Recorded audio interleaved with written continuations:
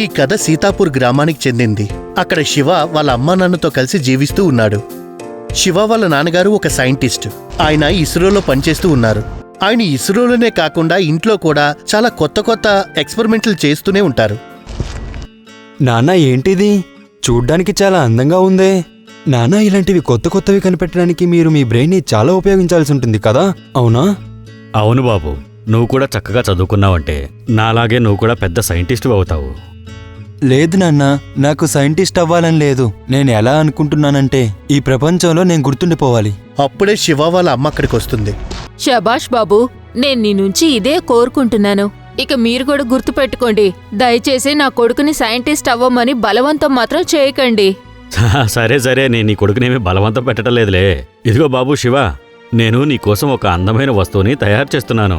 అది చూస్తే నువ్వు చాలా సంతోషపడతావు తెలుసా? అవునా? అయితే చూపించండి నాన్న అదేంటో.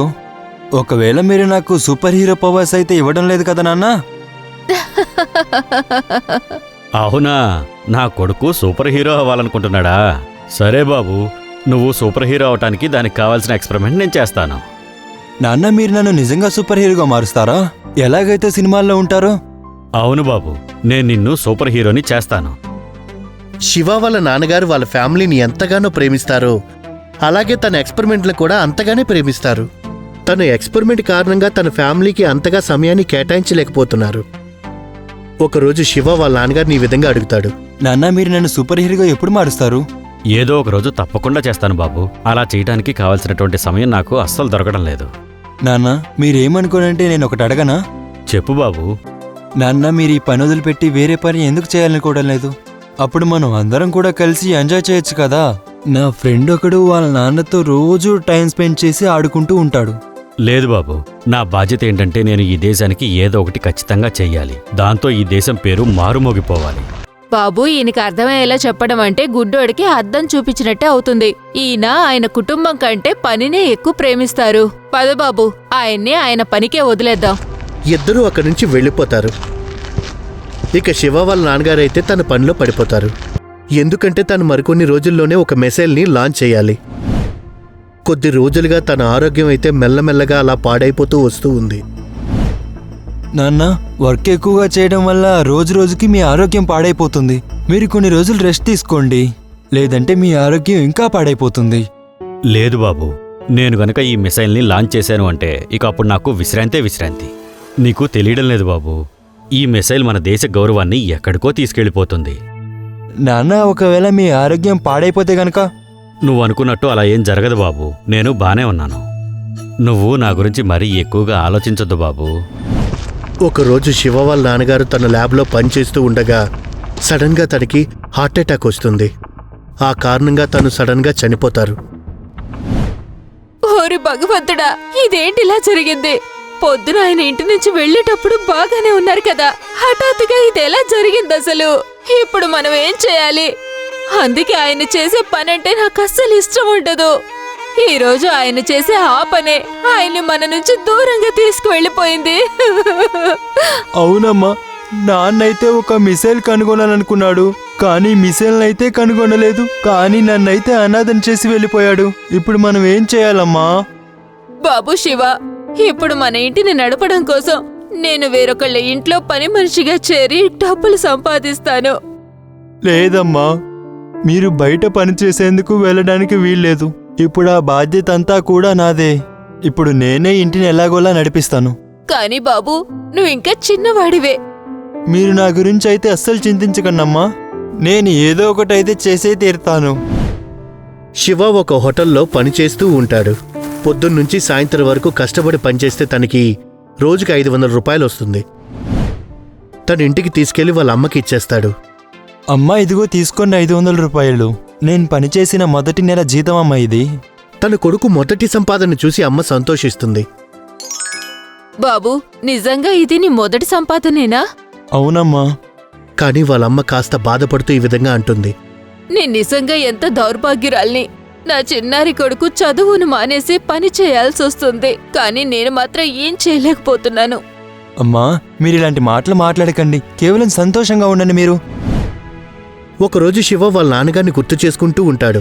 అప్పుడు తనకి గుర్తొస్తుంది, వాళ్ళ నాన్నగారు తన్ని సూపర్ హీరో చేయడానికి ఒక గ్యాజెట్ని తయారు చేశారు అని. శివ వెంటనే ఆ గ్యాజెట్ని వెతుకుతూ ఉంటాడు. అప్పుడు తన ఇంటి బీరువాలో తనకొక బాక్స్ దొరుకుతుంది.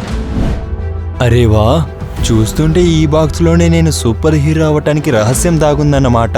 చూస్తాను ఇందులో మా నాన్న నా కోసం ఏ రహస్యం దాచాడు. వెంటనే శివ ఆ బాక్సుని తెరిచి చూస్తాడు. అందులో తనకొక బ్రాస్లెట్ కనిపిస్తుంది. అరే వా, ఎంత అందమైన బ్రాస్లెట్! నేను దీన్ని ఇప్పుడు పెట్టుకుంటాను. శివ బ్రాస్లెట్ని ధరించి అంటాడు, బ్రేస్లెట్ అయితే బాగుంది, కానీ నేను సూపర్ హీరో అవ్వటానికి సూపర్ గ్యాడ్జెట్ నాన్న ఎక్కడ దాచాడో ఏంటో. తర్వాత రోజు శివ ఆ బ్రాస్లెట్ని పెట్టుకొని ఫ్రెండ్స్తో పాటు క్రికెట్ ఆడడానికి వెళ్తాడు. సంజు, ఈ రోజు ముందు నేను బ్యాటింగ్ చేస్తాను. బ్యాటింగా? నువ్వా? ఇదిగో చూడండి, ఈ రోజు చిట్టెలిక బ్యాటింగ్ చేయడానికి వచ్చిందంట. అరే అలా అనుకో ప్లీజ్. ఈ రోజు నాకు క్రికెట్ ఆడాలని చాలా ఆనందంగా ఉంది. ప్లీజ్ నువ్వు వద్దని మాత్రం చెప్పకు. అరే శివ, నీకు అసలు క్రికెటే ఆడడం రాదు, మళ్ళీ ఎందుకురా అడుగుతావు ఇలాగ ఆడతాను అని? అసలు నీకు బ్యాటింగ్ చేయడం కూడా అస్సలు రాదు, నువ్వు కేవలం ఫీల్డింగ్ చేయడానికి ఉపయోగపడతావు. నాకు అర్థమైంది, మీరు నా నిజమైన స్నేహితులు కాదు. మీరు నా నిజమైన స్నేహితులైతే నాకు బ్యాటింగ్ ఖచ్చితంగా ఇస్తారు. ఏయ్, చాలు చాలు, నీ నాటకాలు ఆపింకా. ఇదిగో తీసుకో, ఈ బ్యాట్ తీసుకో, వెళ్ళి ఆడుపో. శివ బ్యాట్ తీసుకొని ఆడడానికి రెడీ అవుతాడు. శివ ఈరోజు ఎంత మంచి షాట్ కొడతాడంటే అది గాల్లోకి ఎగిరి అది కనిపించినంత దూరానికి వెళ్ళిపోతుంది.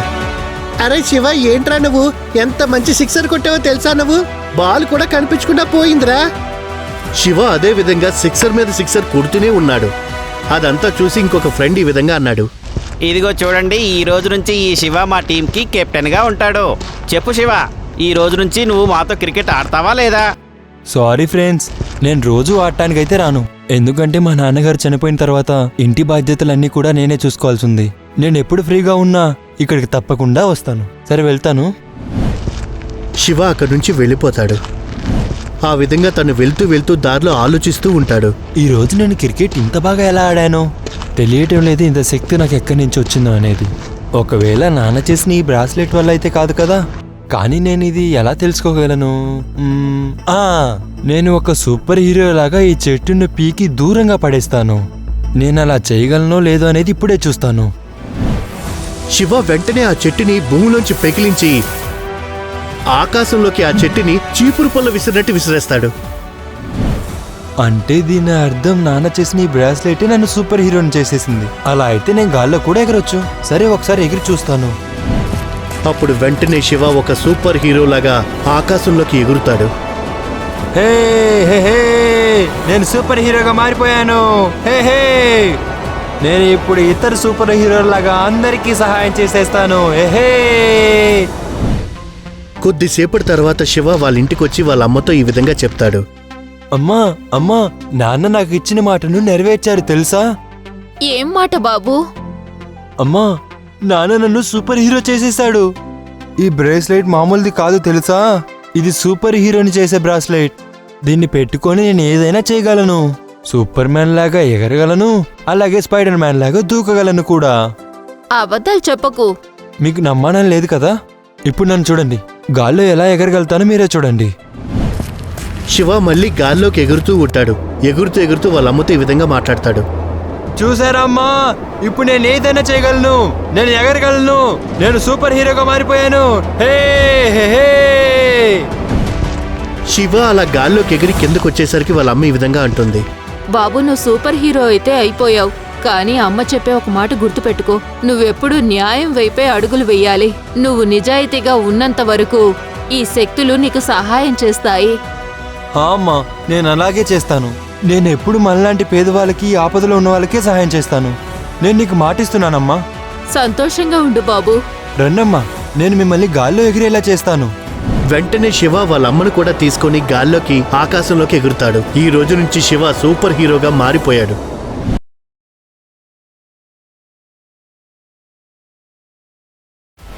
శివ మాయా బ్రాస్లెట్ వేసుకొని సూపర్ హీరోగా తయారయ్యాడు. ఒకరోజు తన వాళ్ళ అమ్మతో చెప్తాడు, అమ్మా, మీరు మీ కళ్ళు మూసుకోండి, నేను మీకు ఒక మ్యాజిక్ చూపిస్తాను. నాకు తెలుసు, నువ్వు సూపర్ హీరోగా మారిపోయావని. నీ హీరోయిజం నాకు కాదు, ఎవరైనా పేదవాళ్ళకి సహాయం చేసి చూపించు. అదైతే నేను చేస్తానులేమ్మా, కానీ ముందైతే మీరు మీ కళ్ళని మూసుకోండి అమ్మా, ప్లీజ్. అమ్మా, మీరు మీ కళ్ళని తెరవండి. అరే, నువ్వు తలకిందులుగా ఎందుకు మారావు? మా, నేను తలకిందులేమవ్వలేదు, మీరే తలకిందులుగా అయ్యారు. శివ, బాబు నన్ను కిందకి దించు, నాకు భయంగా ఉంది. ప్లీజ్ నన్ను కిందకి దింపు. నన్నెందుకు గాల్లో ఇలా వేలాడదీస్తున్నావు? అమ్మా, చూసావా, నేను చాలా శక్తివంతున్నాయాను. అవును బాబు, కానీ నన్ను ముందు కిందకి దించు, నాకు కళ్ళు తిరిగేటట్టున్నాయి. బాబు, శివ, నువ్వు మీ నానిచ్చిన శక్తుల్ని దుర్వినియోగం అస్సలు చేయకూడదు. మీ నాన్నగారు ప్రతి గ్యాజెట్ని కేవలం మనుషులకి సహాయం చేయడం కోసమే తయారు చేశారు, అంతేకాని తప్పుడు పనులు చేయడానికి మాత్రం కాదు. ఆయన ఎప్పుడూ చేయలేదు, అలాగే నువ్వు కూడా చేయకూడదు. అమ్మా, నాకు తెలుసు నాన్నగారు ఒక మంచి మనిషి అని. ఇతరుల మంచి కోసమే నాన్నగారు రాత్రింబగలు కష్టపడేవాళ్ళు.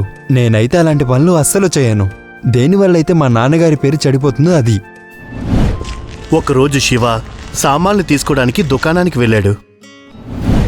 అక్కడ ఒక అమ్మాయిని ఇద్దరు ఏడిపిస్తూ ఉంటారు. శివాకి ఇది చూసి చాలా కోపం వస్తుంది. వాళ్ళతో ఈ విధంగా చెప్తాడు: మీరిద్దరూ ఆ అమ్మాయిని ఎందుకు ఏడిపిస్తున్నారు? వదిలేండి తనని, లేదనుకోండి అస్సలు మంచిగా చెప్తున్నాను. అలాగా, అయితే నువ్వు మమ్మల్ని భయపెట్టాలని చూస్తున్నావా పిల్లోడా? మర్యాదగా నీ పనేంటో నువ్వు చూసుకో, లేకపోతే నువ్వు నీ కాళ్ళతో ఇంటికి వెళ్ళలేవు. ఇప్పుడే తెలుస్తుంది ఎవరు వాళ్ళ ఇంటికి ఎలా వెళ్తారో అనేది.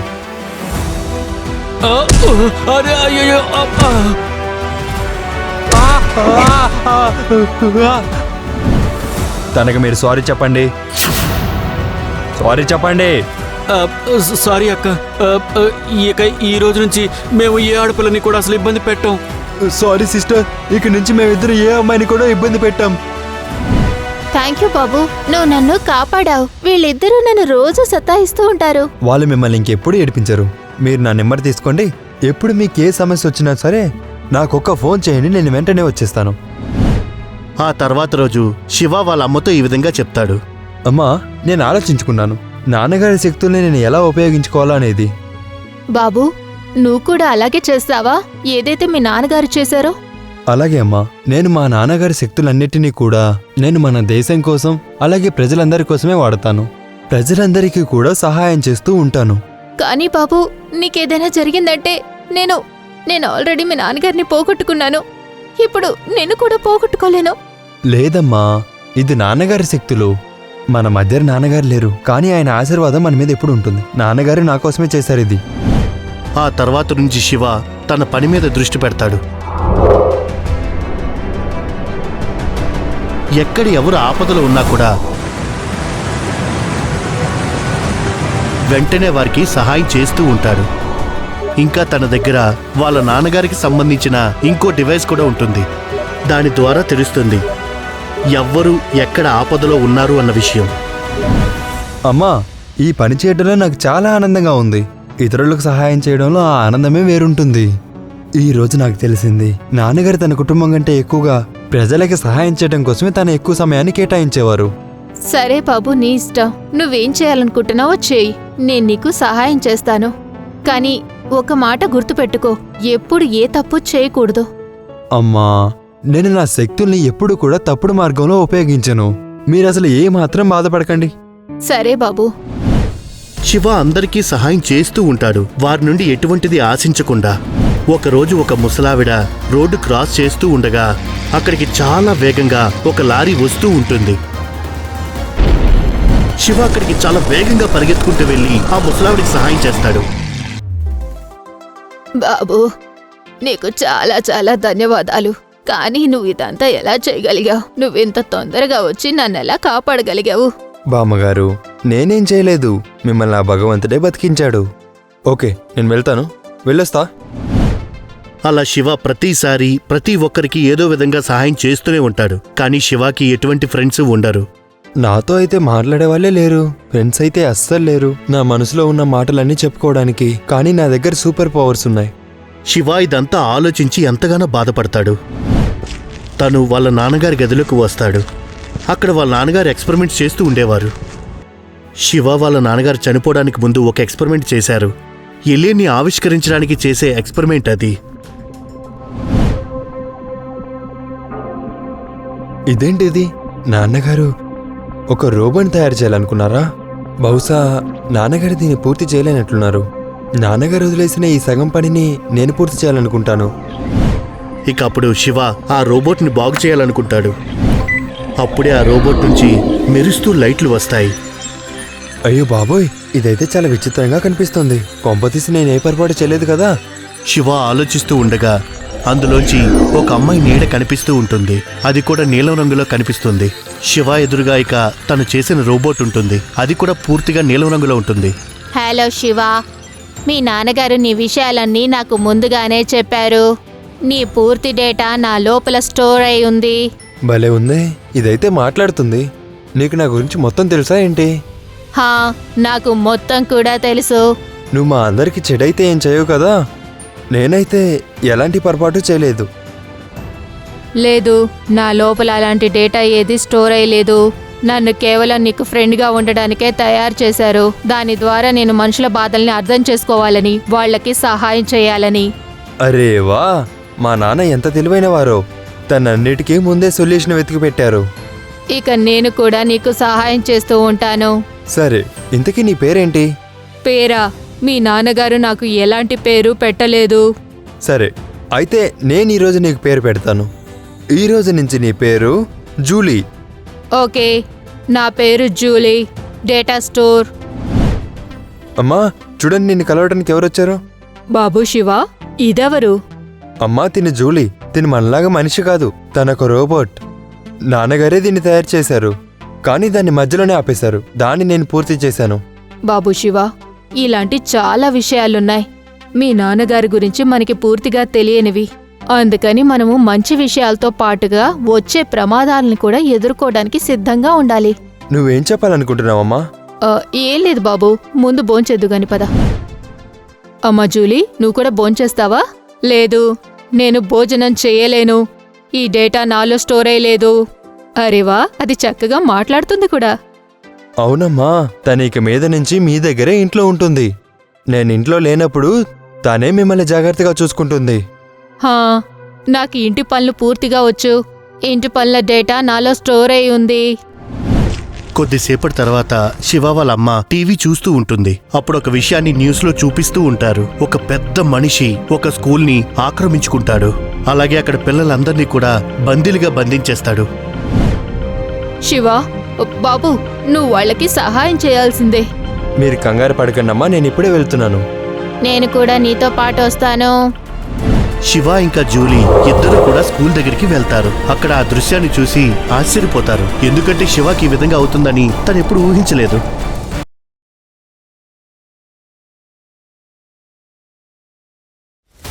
ఇప్పటి వరకు మీరు శివ ఇంకా జూలీ ఎగురుకుంటూ స్కూల్ వరకు వెళ్ళడం చూశారు. ఒక భారీ వ్యక్తిని శివ స్కూల్ దగ్గర ఉండడాన్ని చూస్తాడు. గట్టిగా కేకలు వేస్తూ ఉంటాడు. తన శరీరం చాలా భారీగా ఉంటుంది. తల మీద ఇంకా 2 కొమ్ములు కూడా ఉంటాయి. చూడ్డానికి తను రాక్షసుల్లాగా కనిపిస్తాడు. శివ తను చూసి భయపడిపోతాడు. ఎందుకంటే తన ఆకారం కూడా చాలా పెద్దగా ఉంటుంది. తన పెద్ద పెద్ద మీసాలు కూడా చాలా భయంకరంగా కనిపిస్తాయి. ఓరి భగవంతుడా, ఈ సమస్య ఎక్కడి నుంచి వచ్చింది? ఇలాంటి ఒక భూతాన్ని నేనెప్పుడూ చూడలేదు. ఈ భూతం అయితే చాలా పెద్దగా ఉంది. ఇప్పుడు ఈ ప్రజలందరినీ నేను ఎలా కాపాడాలి? శివ తన శక్తినంతా ఉపయోగించి ఆ రాక్షసుడితో యుద్ధం చేస్తాడు. కానీ తన మీద ఎటువంటి ప్రభావం కూడా చూపదు. ఓరి దుష్ట రాక్షసా, ఎవరు నువ్వు?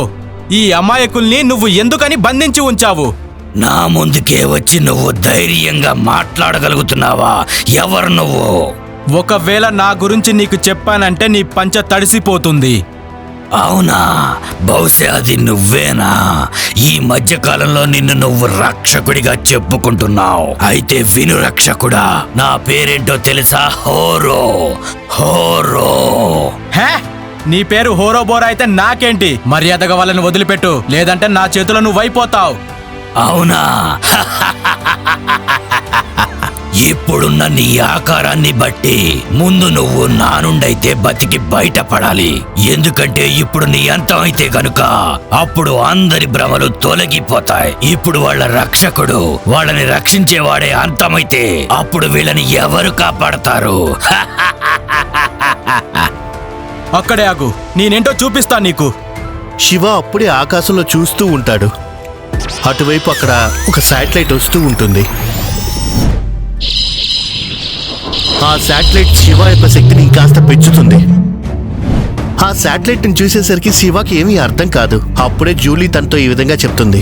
శివ, ఈ శాటిలైట్ ని మీ నాన్నగారు ఎమర్జెన్సీలో వాడటానికి తయారు చేశారు. ఎప్పుడైనా నువ్వు ప్రాబ్లంలో ఉన్నప్పుడు ఇది నీ శక్తిని రెట్టింపు చేస్తుంది. చూడండి పిల్లలు, మీ రక్షకుణ్ణి ఒక్కసారి చూడండి. అతను ఎంత పిరికివాడో. ఇతనా మిమ్మల్ని కాపాడేది? ఇక అప్పుడు శివ ఆ రాక్షసుడు ఆకాశంలో యుద్ధం చేస్తూ ఉంటారు. ఒక్కొక్కసారి శివ పైచేయి సాధిస్తూ ఉంటాడు, ఒక్కొక్కసారి రాక్షసుడు పైచేయి సాధిస్తూ ఉంటాడు.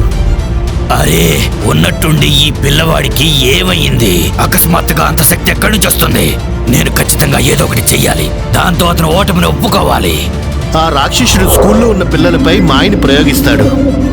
ఆ మాయా ప్రభావం వల్ల స్కూల్లో ఉన్న పిల్లలందరూ శివ ఇంకా జూలీ మీద రాళ్లు విసురుతారు. అరే, ఈ పిల్లలకి ఏమైంది? వీళ్ళు మన మీద దాడి చేస్తున్నారు. నేను కూడా వాళ్ళ మీద దాడి చేయనా? లేదు జూలీ, నువ్వు వారి మీద దాడి చేయకూడదు. ఎందుకంటే హోరో వాళ్ళ మీద మంత్రం ప్రయోగించాడు. వీళ్ళందరూ హోరో వశంలో ఉన్నారు. ఓకే శివ. అప్పుడే ఒక పిల్లాడు శివని రాయితో కొడతాడు. దాని కారణంగా శివ తల మీద గాయం ఏర్పడుతుంది. ఆ! అరే పిల్లలు, అసలు మీరు ఏం చేస్తున్నారు? మీరు మాపై ఎందుకు దాడి చేస్తున్నారు? ఆ భూతం మీ అందరినీ అంతం చేయడానికి చూస్తున్నాడు. మీరు ఆ విషయాన్ని గుర్తిస్తే మంచిది. ఏ సూపర్ హీరో శివ, మేము నిన్ను అలాగే ఆ యంత్రాన్ని విడిచిపెట్టాం. మేమందరం కలిసి వచ్చి మీ ఇద్దరిని చంపేస్తాం. శివకప్పుడు ఏం చేయాలో అస్సలు అర్థం కాదు. ఇంతమంది పిల్లల్ని ఆ రాక్షసుడు మాయ నుండి ఎలా బయటికి తీయాలో అర్థం కాదు. శివ, మనం ఎక్కువసేపు ఆ ఆరోని ఇక పిల్లల్ని ఆపలేము. నువ్వు వెంటనే ల్యాబ్కి వెళ్ళాలి. ఇక అక్కడే మనకి పరిష్కారం దొరుకుతుంది. నువ్వు సరిగ్గా చెప్పావు జూలీ. నేను ఇప్పుడే ల్యాబ్కి వెళ్ళి ఈ భూతాన్ని అంతం చేయడానికి ఒక మార్గాన్ని కనిపెడతాను. చూడండి పిల్లలు, మీ రక్షకుడు పారిపోయాడు. ఇక మీ అందరినీ ఎవరు రక్షిస్తారో?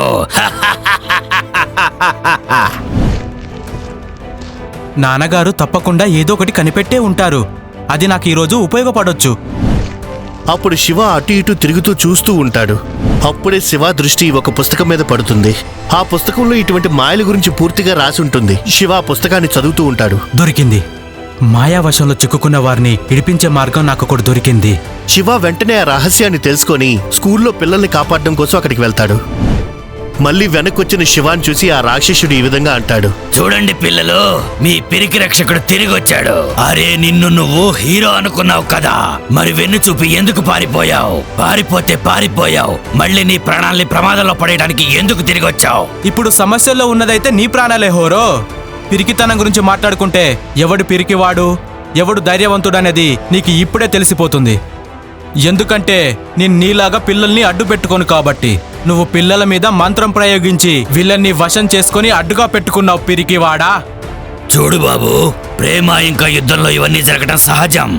ఈ విషయం నీకు కూడా తెలుసు కదా, అందుకే ఈ విషయంలో నేను పిల్లలతోడు తీసుకున్నాను. ఆ విషయం నాకు తెలుసు. అందుకే నేను నీ మాయాజాలం నుండి వాళ్ళని విడిపించడానికి ఒక ఉపాయంతో నేనిక్కడికి వచ్చాను. ఓ, వాళ్ళని నువ్వు నా మాయ నుండి విముక్తి కలిగిస్తావా? చెట్టు కింద దయ్యం నాకేం భయం, చెట్టు కింద దయ్యం నాకేం భయం. ఆబ్రకదాబ్రా చూ! వెంటనే శివ తన చేతిలోంచి మెరుస్తూ ఉన్న ఒక కాంతిని ఆ పిల్లల మీద జల్లుతాడు. పిల్లలపై ఆ కాంతి పడేసరికి ఆ రాక్షసుడు మాయ నుండి ఆ పిల్లలు బయటకు వచ్చేస్తారు. అన్నా, మమ్మల్ని కాపాడు, మమ్మల్ని కాపాడు అన్నయ్య. ఈ అంకుల్ చాలా చెడ్డవాడు, మమ్మల్ని కాపాడు. భయపడకండి పిల్లలు, మీకేం ప్రమాదం లేదు.